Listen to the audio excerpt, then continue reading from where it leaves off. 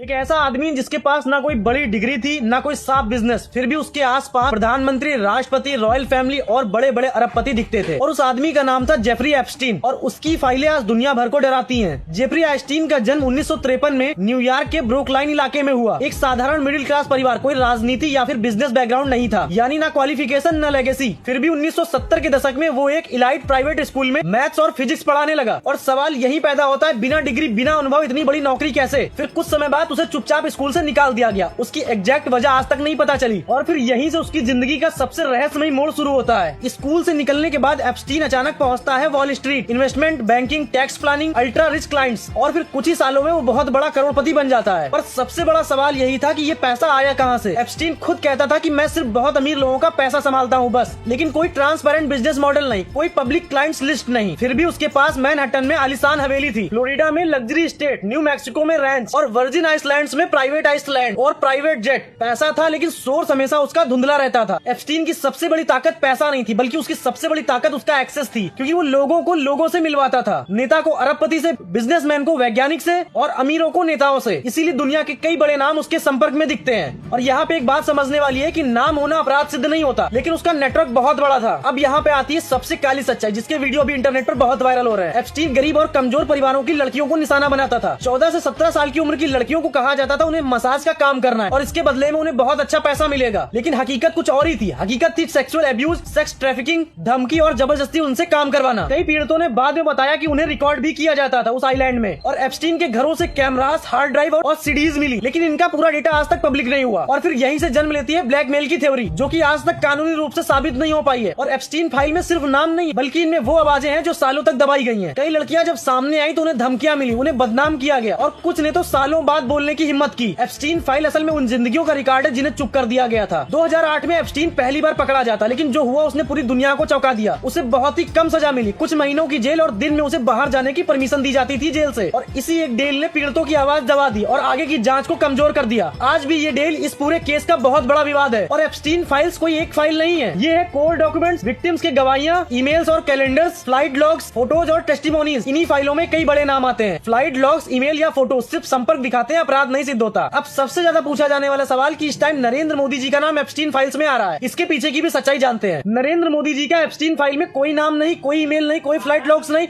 और कोई डॉक्यूमेंट्स नहीं। डोनाल्ड ट्रंप का भी नाम आ रहा है एप्स्टीन फाइल्स में, तो इसकी भी पीछे की सच्चाई जानते हैं। सामाजिक जान पहचान की तस्वीरें हैं, लेकिन एप्स्टीन जेट में उनका कोई नाम नहीं, कोई क्रिमिनल चार्ज नहीं। और बिल गेट्स की भी खुद एप्स्टीन से मीटिंग हुई और बिल गेट्स ने बाद में इसे गलत कहा। लेकिन यहाँ पे इन तीनों पर कोई आपराधिक मामला नहीं दिखता है। एक और इंटरेस्टिंग बात, 2019 में एप्स्टीन फिर से गिरफ्तार हुआ, लेकिन इस बार उसके ऊपर चार्जेस बहुत गंभीर थे और ट्रायल शुरू होने से पहले ही वो जेल में मरा पाया गया और जिसका ऑफिशियल रीजन सुसाइड बताया गया। लेकिन अब यहाँ पे सवाल उठते हैं कि उस जेल में सीसीटीवी क्यों बंद था, गार्ड्स वहाँ के लापरवाह क्यों थे, और लोग कहते हैं कि उसके पास बहुत से राज थे जिसकी वजह से उसकी डेथ करा दी गई। और यहीं से ये केस पूरी दुनिया के लिए कंस्पायरेसी टॉपिक बन गया। एप्स्टीन मर चुका है, उसकी सहयोगी जेल में है, कुछ फाइलें धीरे धीरे खुलेंगी, नई गिरफ्तारियों की संभावना बहुत कम है और ज्यादातर सच इतिहास बन जाएगा। पूरी सच्चाई शायद पूरी तरह से कभी सामने न आए। आज एप्स्टीन फाइल सच जानने के लिए नहीं, बल्कि राजनीतिक हथियार की तरह इस्तेमाल होती है। पुराने दस्तावेजों को नए झूठे दावों के साथ फैलाया जाता है।